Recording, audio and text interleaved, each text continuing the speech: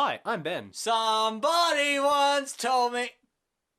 The world was... I don't know the lyrics. Animating in threes! Animating in threes. We're an animation podcast where three guys discuss an animated film or TV from an animator's point of view.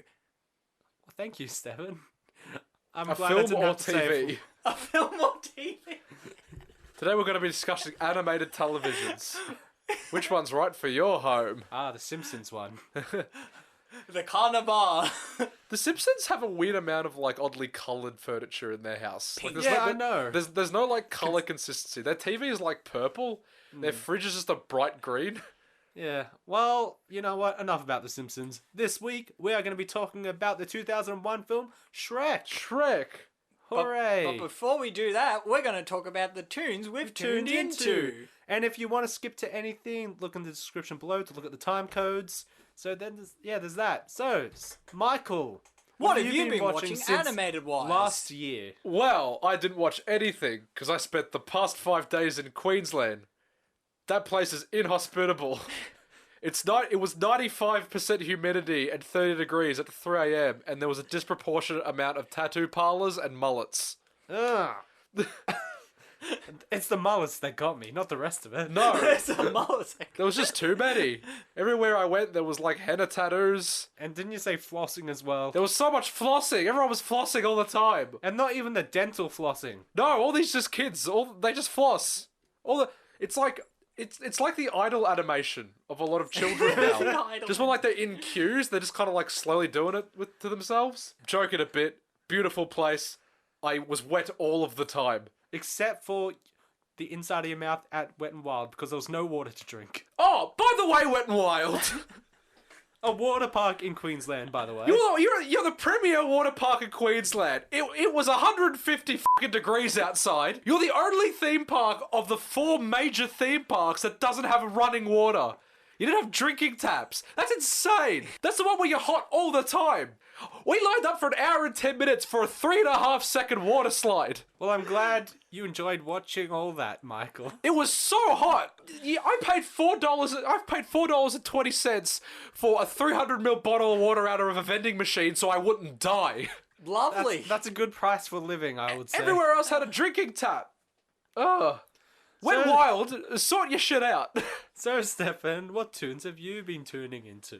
Okay, I'm going to have to remember. I remember I said this last week, but I'll say it now because might as well. This is the actual segment. I cut it last week, yeah. so I saw Spies in Disguise. I quite liked it. I thought it was very interesting. It was a nice film, had good story. The pigeons aren't in it as much as originally thought.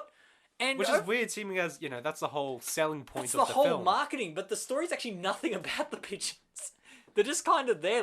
It builds into the real plot of the story, but yeah, I actually thought it has a lot of merits. But I can imagine why a lot of people didn't go to see it, because it just seems like a throwaway This is movie. the most unexpected development. development of the year. 2020 was already off to a basically apocalyptic start when on literally January 1st the Pope slapped a woman. Oh, yeah, that's right. Okay, what else have you been watching? So, as well as you did as well, I started watching Kipo... And The Age of Wonder Beasts. And The Age of Wonder Beasts.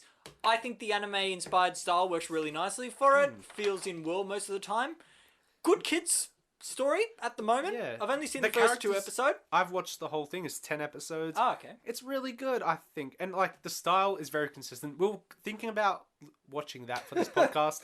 But just because the style is very samey throughout, there's not much to talk about. But, the story is really well developed. And all the characters are very three-dimensional. Even some of the villains as well, which is really good. I really like the villain design of the frog. Oh, man. yeah, Jermaine, or whatever his name is. Does he get more...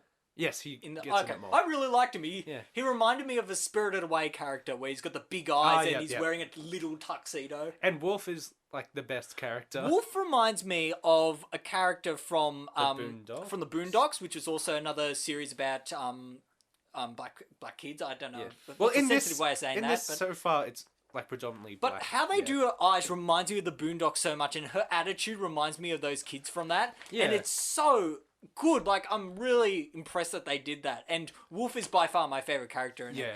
And I really loved, especially in the first episode, how the animation's kind of samey for the most part in the first parts.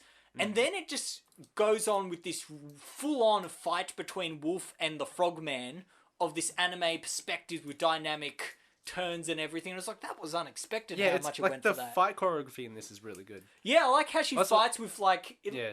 What is it? It's a staff with a scorpion sting on the end. Yeah, for some reason it looks like she's fighting with a lollipop, and I think it's really funny, like a giant oversized lollipop. Also, how old do you think Kipo is? Kipo looks about 16. She's 12. She's 12? She's a very tall 12-year-old. I know. Like, throughout, until it's revealed what her age is, I was like, oh yeah, she's about 16. I mean, Wolf her is about 11, 12. How old is Wolf?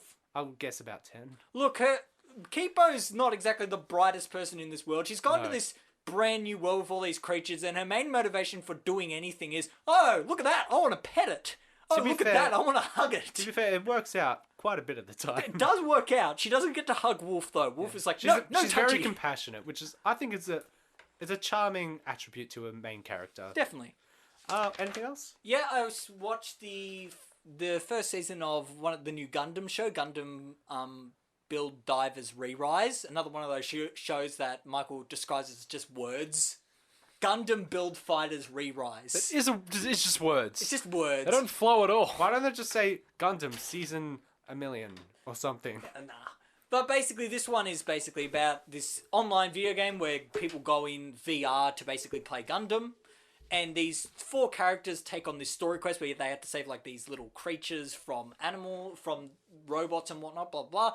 Turns out at the end, the creatures are actually real in a distant planet like light years away. And that the people who died there are actually real people who died. And now they're going back in the game, despite the fact they may actually never be able to return to try and save them. Ah, that's It was interesting. a very interesting spin on the usual Gundam thing, which is just usually, war, politics, blah. But this takes it in a more kid-friendly way, but still has a bit of edge, which is nice. Okay, so I started watching. Yeah, I mentioned this last time we did this segment, which was over a month ago. But the Harley Quinn show. Yep. Oh, is it good? Did you watch it? Where did you watch it? It's a good show. Keep talking. It is a good show, I think. I think it's quite charming, especially having like Harley Quinn as the main character and like how she's trying to be different and getting away from the Joker. And the cast of characters they have is really good as well. You have Clayface, you have Dr. Psycho, you have King Shark. I like Poison Ivy in it. Yeah, and Poison Ivy. Yeah. Kite Man is Yeah, one of yeah. the recurring Kite characters. Man. He uses like all of Batman's like lesser known pathetic rogues gallery. Yes. I think just that group of characters and how their relationship is really well done, and like all the motivations are there as well, and it's just a really fun show. Like, And the animation's good, because we always Yeah, it have this is. thing about DC It's- animation. it is good, and like It's more fluid it's than the wh- traditional. it's what film. you expect. It's kind of what you expect the show in general, except for there's just more F-bombs. Yeah. We always talk about how DC animation always kind of looks a little bit slapped together. Yeah. And that's not to take away from the hard work of the animators, but something like The Killing Joke, I think, is really subpar for a theatrical production. Yeah. But no, That was very stilted. In Yeah, terms of its incredibly animation. stilted, and just like when you can like count movement frames, like you shouldn't be able to do that in like your premiere theatrical superhero animation. Especially for a title as prolific as The Killing That Joke. absolutely should have been a 20-minute short film. Anyway, but for the Harley Quinn show, it's like what you expect from a superhero or superhero related animated show as in terms of quality of animation. yeah. But it's a fun show.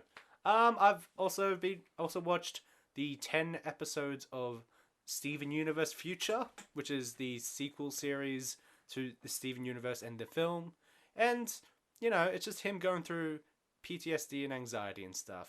All the fun kid things. And he has a neck. Exactly. Is Spinal in this? Not yet. So my main things about Steven Universe, this new one, is that Spinal exists and Steven has a neck. Spinel. Steven's neck is my favourite character in the entire series. I love its development as non-existing and then existing. I think that really works for the character.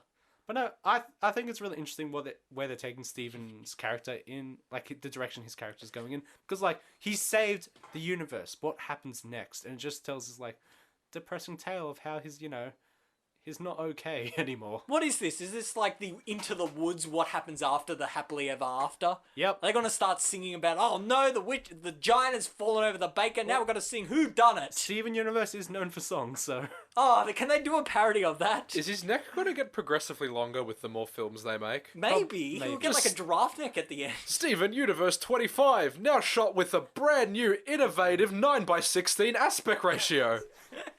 Just to fit Steven in one frame. I also watched Infinity Train Book 2, Yep. which is, I think, is a better season than the first one, purely because The of first how one good... set it up. Yeah, but purely because of how good the first season was. Yep. And I think that was really good, and I'm not going to spoil it, because I know Stefan wants to watch it. Dude, that's awesome. I'm glad it turned out really well. Is there any hints that they may make a third one from this, a book 3, to make it a nice trilogy? I haven't seen anything. They could, but I think this kind of wraps up the first season. Okay. Like, from the first season, so, you know, we'll see. And also because the Clone Wars is coming out soon, I've started watching the old 2003 Clone Wars series. Again. Oh no, this is the 2D animated Yeah, one. the 2D animated one. And I think, like, the first time I started watching it, I think I was, like... I just couldn't get into it, but this time I think it's quite good, despite it being, like, really short stories.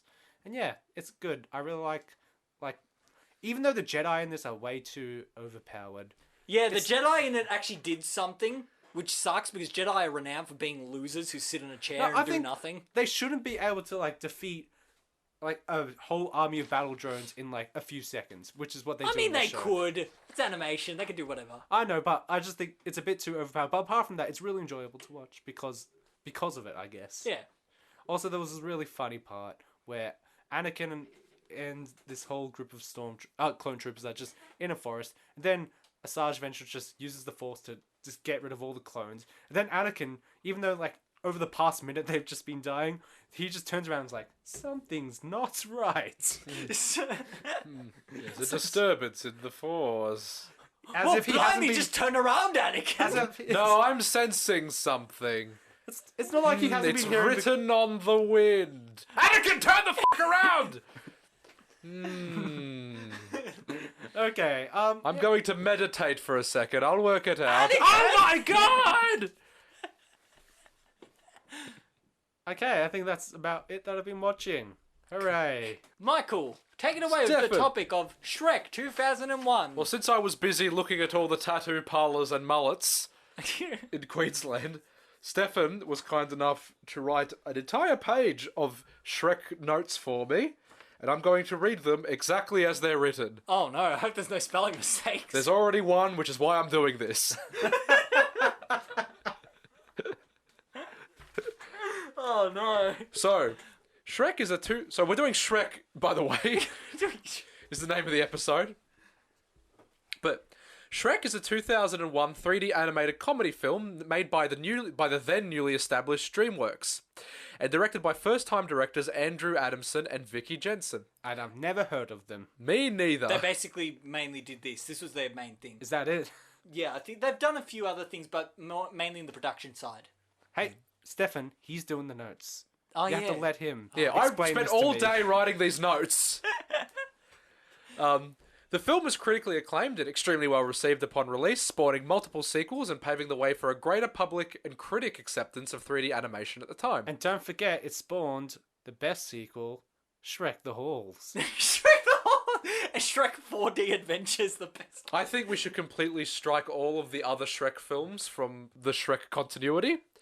Shrek the Because Halls. Shrek the Halls is the only successor worthy of the first Shrek in my eyes. soon they're gonna... In fact, let's just cut the first Shrek out of it. Shrek the Halls is the only Shrek film ever made. Oh, you okay? Oh, like it hurt. Did. He hit his head really hard. I heard. Oh. I hope the microphone picked it up. We can use it for comedic. Yes. So, it was particularly praised for its simultaneous embrace and subversion of the fairy tale genre. It became the first film to receive the Academy Award nomination, I presume, No, it won the Academy Award. for best. Oh, sorry, I thought it said for best picture. Best Sorry, animated picture. the first film to receive the Academy Awards for best animated picture. But that's only because that was the first year. yeah, I that it presume so. was. Yeah. So, and was a box office triumph, grossing $484 million worldwide from a $60 million production budget. The film stars Mike Myers as the titular character, with a supporting cast of Eddie Murphy, Cameron Diaz, and John Lithgow. Diazant. Yeah, he didn't space between Diaz and Ed. Oh no. So a quick rundown of the plot synopsis. Oh no, I didn't realize. Okay, hold on. After using a very expensive fairy tale book as toilet paper, Green Wayne from Wayne's World and the guy from Beverly Hills Cop but has a donkey go on a quest to save Mary from the Something About Mary from a dragon, who's played by an actual dragon. The story centers around Shrek and his misfit group to try and make as many innuendos and sexual references as possible without the children of the audience turning into Oreos. They also mortally injure many people and explode some birds by singing. Meanwhile, the not-so-princely Lord F***wad tries to marry American actress Cameron Diaz from the film Big John Malkovich. Shrek, Fiona, and the gang then go to achieve their happily ever after being immortalized as memes for generations to come. The main character of the film is Smash Mouth's classic anthem All-Star. The film ends with the song All-Star being reused in the 2001 not-so-smash comedy Rat Race. My favourite actor, All-Star by Smash Mouth. Great synopsis, Stefan and Michael. I think that sums it up. Yeah, so that's exactly how I remember the film. I don't know about you, Ben.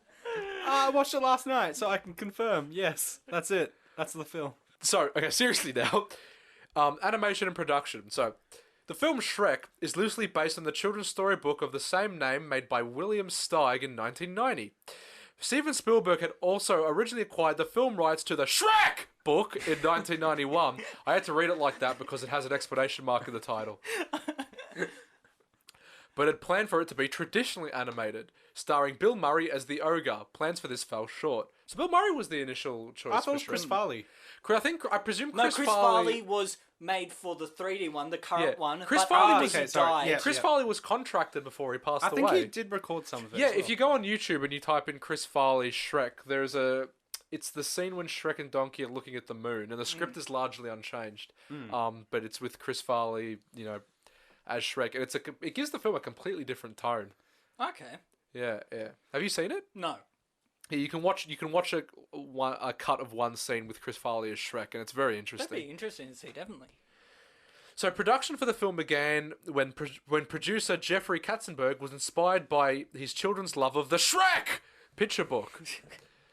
He thought the irreverent and gross nature of the character would make for a great film.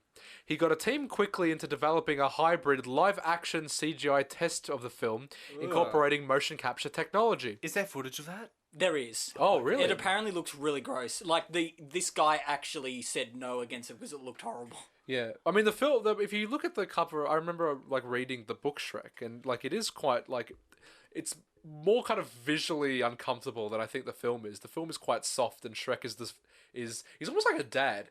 He's drawn quite likable, and he has very soft features. Yeah. The results were undesirable, and so they worked with the studio's partners Pacific Data Images to achieve Shrek's final CG look. At the time, PDI had been working on their 1998 film Ants. What a hit! Oh, What a hit. I remember that. Remember that Woody Allen film Ants? We're actually going to get With into Sylvester that. Stallone? We're going to get into that next week because my pick is Bug's Life. Oh, we should do a Bug's Life Ants. Do you want to? You can't really discuss Bug's Life without kind of talking about Yeah, Ants. that's why we're going to talk about it next week. With Shrek, the studio tried to achieve more realistic and cinematic visuals for the characters and settings, placing an emphasis on hair, texturing, and facial animation. And that's true, because a lot of animations, by this point, especially Toy Story, was defined by a very specific, family-friendly, juvenile aesthetic. But Shrek is quite, raw and realistic, and they all look like people. They are caricatured to an extent, But they still have but realistic Princess textures and Fiona is whatnot. just, a pretty close approximation of, an actress, how you try and get someone to look. They just Yeah, look like people. definitely. So a little bit about DreamWorks, just as an introductory section. So DreamWorks SKG was founded in 1994 by Steven Spielberg, Jeffrey Katzenberg, and music executive Jeff Geffen, I'm not sure how to quite pronounce that. Jeffen. Spielberg got members from Animation to work for the studio, while Katzenberg acquired a crew from the Disney animation teams. At this stage, the studio was a purely 2D animation division. I didn't know that. DreamWorks SKG became co-partners with Pacific Data Images, who would then work together to create Ants, The Prince of Egypt, and Shrek. PDI and SKG would then form DreamWorks Animation around the 2000s. The studio has since been renowned for creating such IP as Madagascar, Kung Fu Panda, and How to Train Your Dragon, as well as also helping with the production of Aardman films Chicken Run and Flushed Away. Yeah, because I think if you remember, Flushed Away was initially meant to be a stop-motion project before they realised that water was incredibly difficult to depict. You know what I like of DreamWorks? Monsters vs. Aliens. I thought that was a pretty good film. I haven't seen that. I've only seen the keyboard scene. I've literally only seen the keyboard scene, too. The animation's kind of ugly, but in a funny way. And the president just kind of looks like Stephen Colbert. Okay, so... opening thoughts, Michael. It's good. Opening... I think, obviously it's great. It's absolutely iconic, but it's iconic now in almost an ironic and irreverent way. Before the internet got amassed by all these kids. And it's kind of tainted. It hasn't really tainted it. Like, I can still watch it completely removed from that cultural context. Yeah, same. Because when I first watched this in cinemas, actually. Yeah, so I'm sure we all did. And a lot on VHS as well. I never had Shrek 2 on VHS, but I had Shrek 1, so I've seen this a lot more times than I have. It did pioneer what I think became a very tired trend of, like, adult irreverence in children's media. So taking genre tropes and satirizing them through like a very cynical adult, like through a very adult angle. What other films do you think have done that? Almost all of them, to an extent. The Disney Renaissance was very much an era of like timelessness. Everything existed in like these beautiful kind of like whimsical atemporal worlds. Irreverence is like the opposite. Like an opposite term to describe those films. They're incredibly respectful and not jovial, but they're so like swept up in this kind of romantic whimsy. But now, you get to this era of like it's pop culture and it's adult and it's biting and it's angry and it's cynical and it's completely unapologetically irreverent. And while it's not raunchy, it is like a little dirty to an extent. The main thing for how irreverent it was going to be, because again, the producer wanted it to be irreverent because he thought that was the best aspects of the book, but also the director, I forgot what his name was, but the co-director, the guy, he wanted it to be more adult humor based. He wanted to have Guns N' Roses in the soundtrack. But it was the producer who was like, okay, pull you back a bit. Let's not go that far out. I think it's scaled back to a good extent. I think the second one strikes the perfect balance of everything it's going for. Yeah. I think this has a few stumbling blocks in its pacing and its tone. Because while it does... I guess kind of our opening thoughts, it's great. While it does have... while back then at least, that complete... that distancing itself from the traditional, Disneyfied way of approaching narratives was refreshing. It's kind of at odds with the rest of its tone, because it's angry and it's fast. There's some parts which are bitter and fast-paced and cynical. A lot of it is very kind of methodical and meandering and slow-moving, and there's a lot of kind of walking and talking and sitting and discussing, and there's a lot of quiet and silence.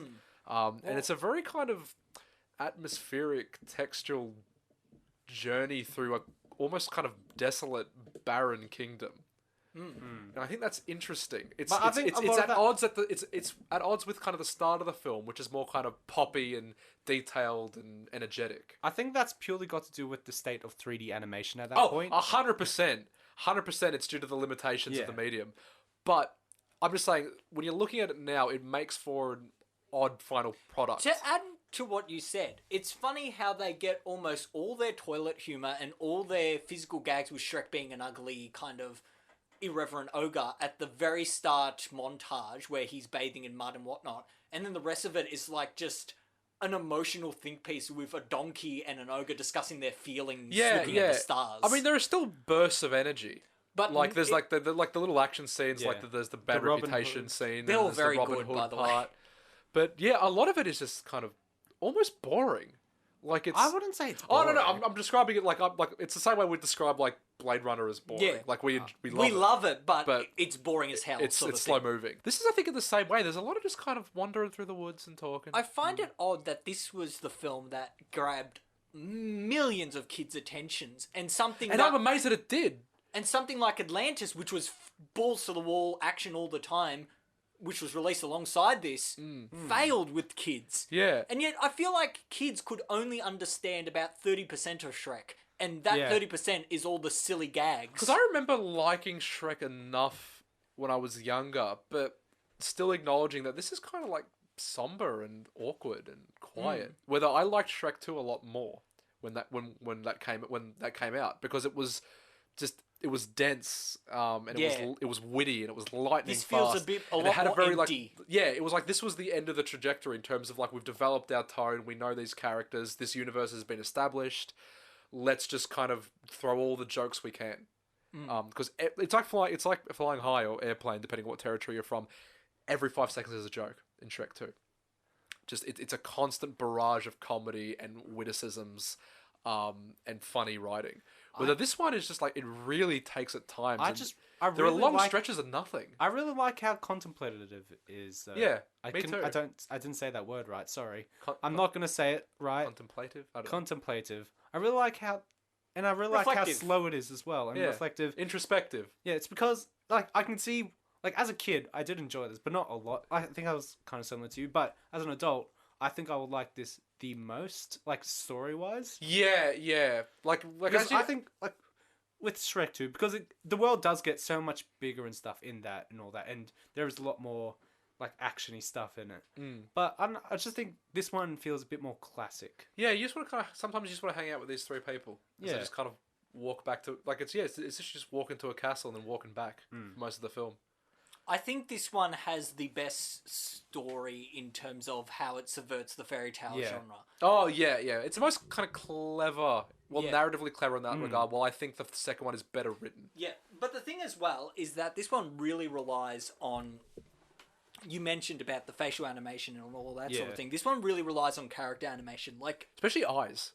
yeah, and especially when there's the part where Shrek finally takes off his helmet for the first time, and Fiona sees him, and she kind of sighs. There's this moment where Shrek kind of, in a disappointment, kind of looks down like he's angry that, of course, she has the same reaction as every single other person that's looked at him. But then he tries to make a smile as if, come on, I'm still That's funny. They're kind of like he's like, come on, I'm not that bad, kind of thing. I also love that animation detail that when he takes off the helmet, he's got the soot lines on his face. Yeah. And I think that sort of thing sells this film a lot more with the heart it's trying to get across in its story, whereas Shrek 2 is pretty much just a fun roller coaster the whole way. Yeah. There's none of these sort of Shrek introspective slow Shrek 1 moments. feels more like a play.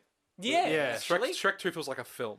Well, Yeah. Don't forget, Shrek is literally bookended by the storybook pages. Yeah, it's very much like it's fairy structured. tale.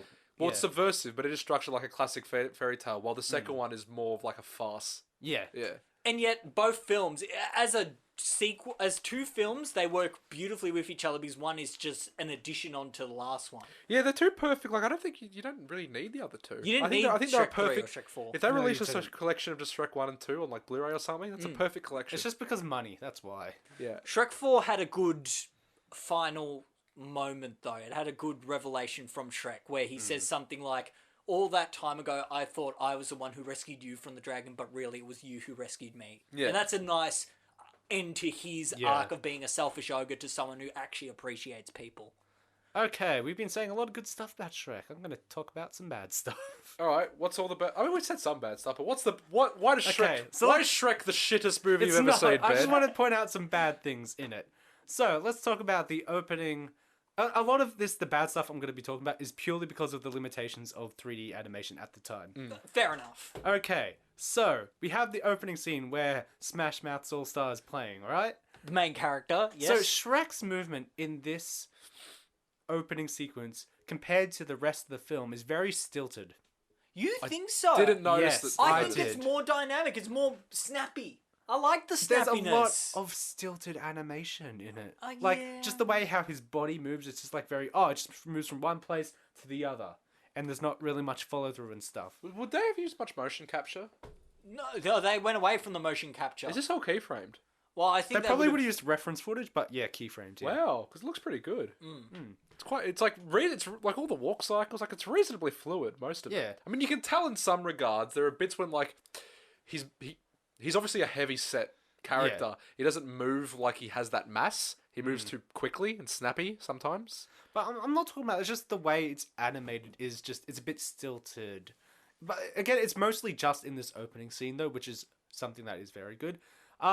The physics of the mud Yeah. bit rough. is very rough. Again, purely because of the limitations of the time. Oh, but but even then watching it and trying to watch it in the mindset, putting it back 20 years ago, I think it's very impressive. It is, but it's, like looking back at it now, it's to me. Did you watch it that like has HD? aged.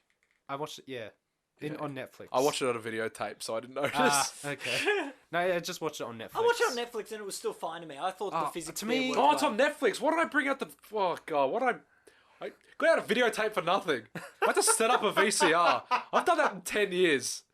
Why didn't you ask? Forgot it was on Netflix. You could have said, how are you guys watching it? I had to watch it in, like, whatever it was, like 480p, blown up to the size of, like, a 4K television. Did you even... I felt like I was blind. Okay. I'm amazed you had so many positives to say in that case. Oh, it's still great. I just had to sit, like, half a kilometre back from the TV so I could watch it properly. Yeah, so there's some stilted animation there. There's that not so great physics, which is fine because of the limitations. But something that I don't think is excusable, considering that Toy Story 2 came out 2 years prior, and I think Toy Story 2 is at least 5 times better, like texture-wise, than Toy Story 1. But the textures of a lot of the backgrounds in Shrek is atrocious. I could not tell. I could not tell. I thought it was fine. You've done some 3D, right, Stefan? Do you know how there's sometimes, if you don't UV stuff correctly, it just stretches? Yeah. There was a lot of that. A lot of that. And a lot of it was very low quality, so you could just see it, like, close-up rocks having, like, that blurry texture. And there's a lot of stuff like that. And, like, even, like, the cloth on Shrek was pretty good. Except for 2 things, I would say, which was the, they did try to add some, like, texture to the shirt, like some... Bump mapping. Not Muppet. The, what is it called? Not the fur on it. Subsurface. The cotton and stuff on it. Yeah, threads. Yeah, the threads. They tried to add some threads to the top, like, that just stick out. But to me, because I watched it in HD, it was very noticeably just, like, it doesn't look like actual threads, just, like, little sticks coming out of the shirt. Yeah. Oh, yeah. And also, the bump mapping of the vest on the back of his vest was very noticeably bump mapped. Okay. And a lot of things in the film was very noticeably bump mapped or, like, low poly and stuff. In terms It looks of... like I think it still looks like a huge leap forward. I mean, I think it is again, too. especially, like, this is, like, considering the films that had been out before this that were 3D, there's Ants, Toy Story 2, and A Bug's Life. Yeah, that's it. And none of them had dealt with these large fantasy landscapes I can't before. believe there was a time when there was like 5 in existence. Yeah. Yeah. So I can understand why they didn't want to stretch their rendering and stuff by just adding low poly stuff. But to me, it's just like, as someone who does 3D, it's extremely This is noticeable. the first for one it. to have so many humanoid characters, though. Oh, Like, okay. these aren't just Yeah. bugs. These are full human Yes. characters. So I will talk about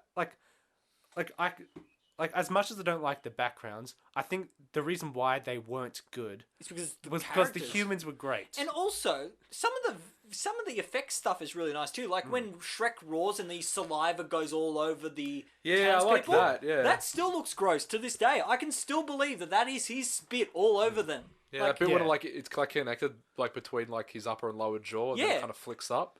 Good details. No, so like humans in animation before this, it was pretty much just Andy.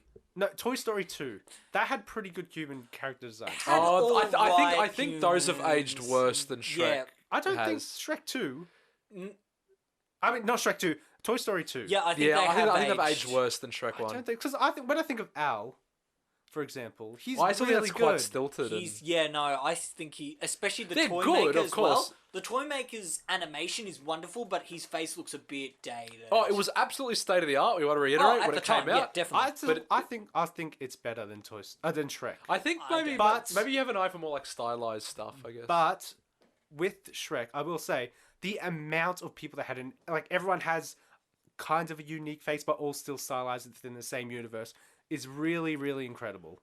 Because there's how many humans are in this? There's all the background characters and all that. There's over 100, I would say. Yeah. And that was I mean, there's something on crowd shots. amazing. I mean, there's Yeah. not often a lot of people on screen. I know, but you have people in the stands of the fight in the all the fairy tale creatures. all the fairy tale Oh, that's right. creatures. There are a Shrek few Swamp. crowd shots, aren't in there? at the wedding as well.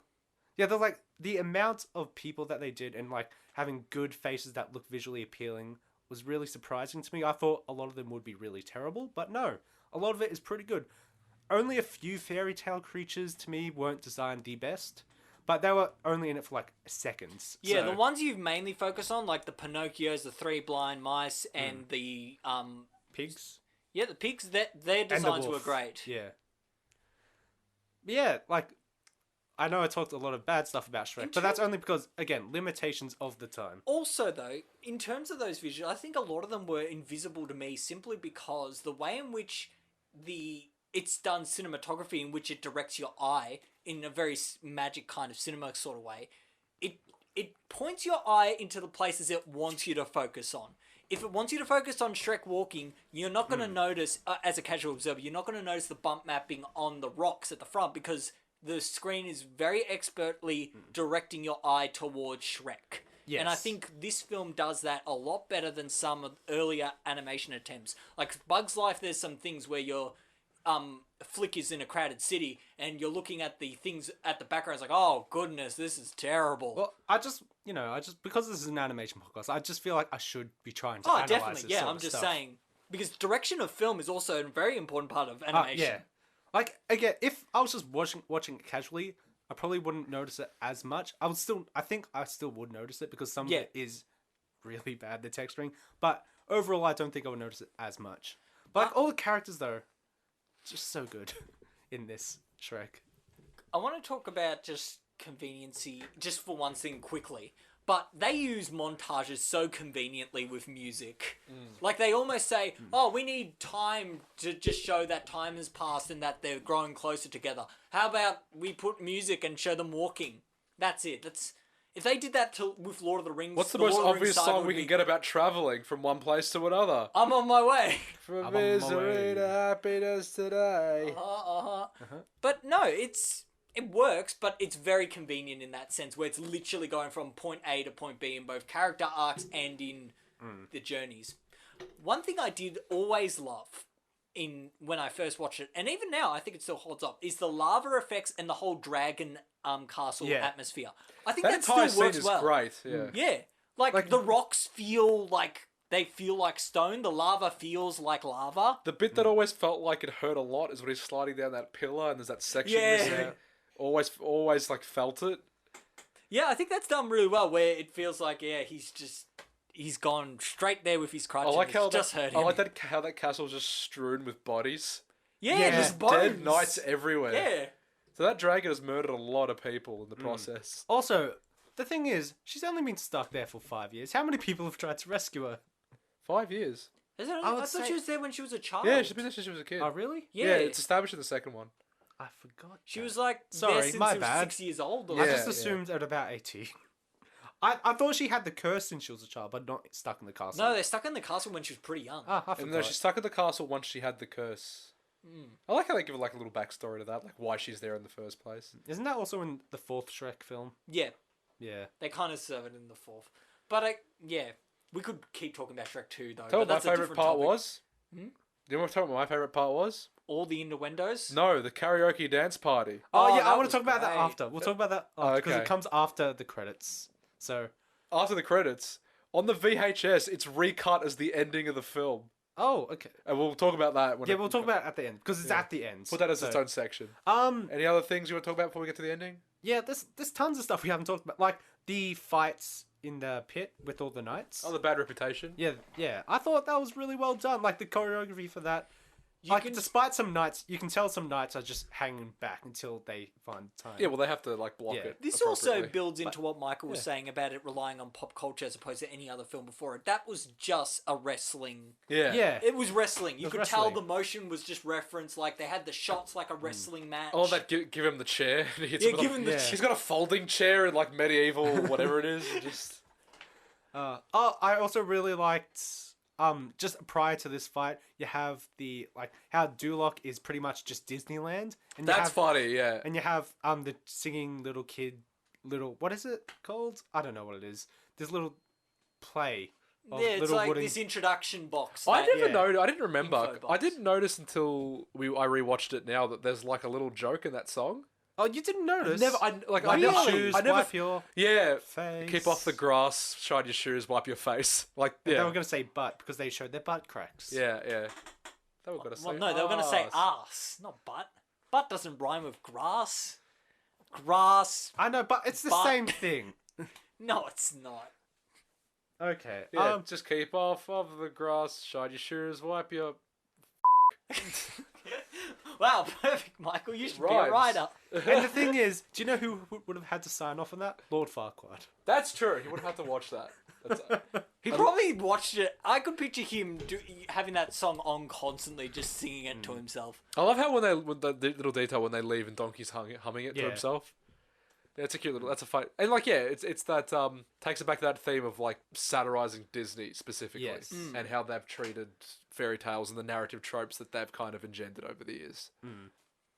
Okay, I think Michael wants to talk about the karaoke dance party now.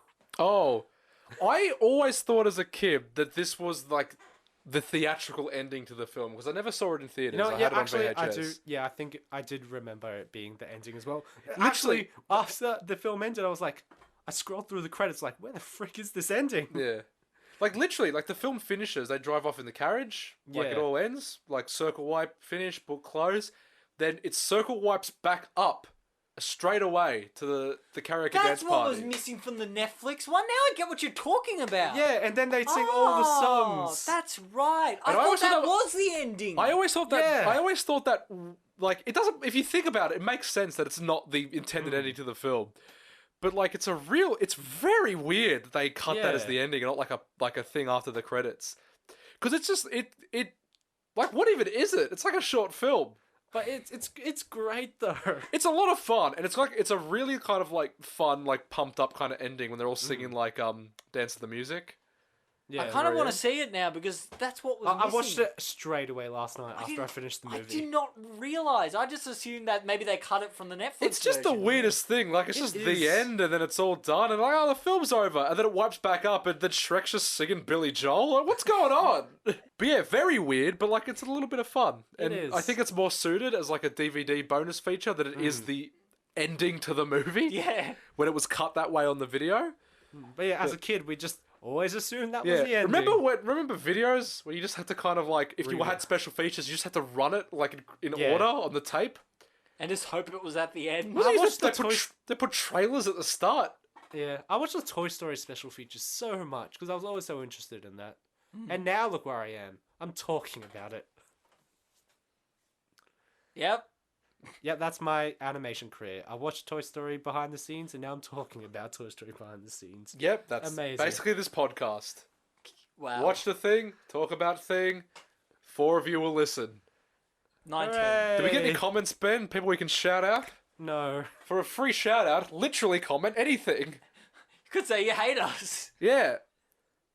I mean, nothing like dangerous, but Don't stalk us, but, you know, just say, I want to come and kill you. And I'll be like, oh, that's great. We have a fan. yay! Okay, I think we've finished talking about Shrek now, I'm guessing. Final thoughts on Shrek. Yeah, I thought it was good. It's like the 3D itself is dated, but I think the story and like the characters and all that are really timeless in that sense. Stefan. Liked it. Me. Liked it. Okay, would you recommend getting people to watch this? Oh, who hasn't seen this? Yeah. I know, but I reckon there's someone who's only knows the memes. Yeah, and hasn't actually watched the It's first worth film at actually least. watching. Look, I think it, it's interesting to see where, like, this growing trend of like pop culture ubiquity in children's cinema comes from. Well, maybe not like initialized, but what popularized that trend. Yeah. It's interesting to see kind of the tone of the film that kind of started that. Yeah. So it's really good. It's pretty much a cultural staple. It's a watershed moment for children's cinema, and it's genuinely really good. It holds up reasonably well. It's very funny. It's not maybe as funny as its sequel, but yeah, I think it's got a little bit something for everyone. I think young children might be bored by it. I wasn't. I wasn't, but we had very little choice. Now Yeah. you're just oversaturated with media. Like children, Like they can just go on Netflix and watch anything. kids can watch anything. So like they might hate Shrek. So I don't know. They just want to watch TikTok people flossing in Queensland. Yeah, they want to go up to Queensland and watch some flossing and see some mullets. Go get a henna tattoo. Okay, so next week. Build some bloody water fountains, Wet Wild. It's unbelievable.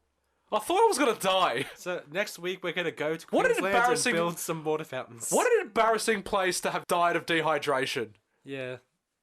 Yeah. So next week we are gonna be talking about A Bug's Life, the second Pixar film ever made. Because I was like, we haven't talked about a Pixar film since Toy Story 1. Might as well do the next one. Yeah. So that's what we're doing, and it's before Shrek, so it's probably And we're gonna- not as good texture-wise and all that. And we're gonna be like tangentially discussing Ants. Yep. Which I think is the more interesting film. Yeah. I think Bug's Life is more forgettable.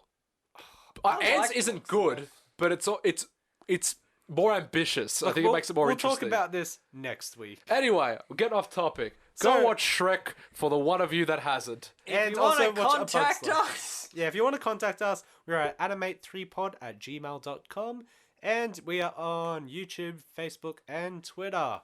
And- Literally, whatever you tell us to look at, we will. I don't care if it's an animation Yeah. or a porno, anything. Just give us something to watch. yeah, just There's suggest so stuff, little please. activity. Please suggest stuff, because it would be great, to interact with the audience. Yeah, I And mean, that way, we don't have to choose stuff. which Doctor is Who great for Society us. or whatever commented on that last video. Send us an email. What other Doctor Who animations can we hate?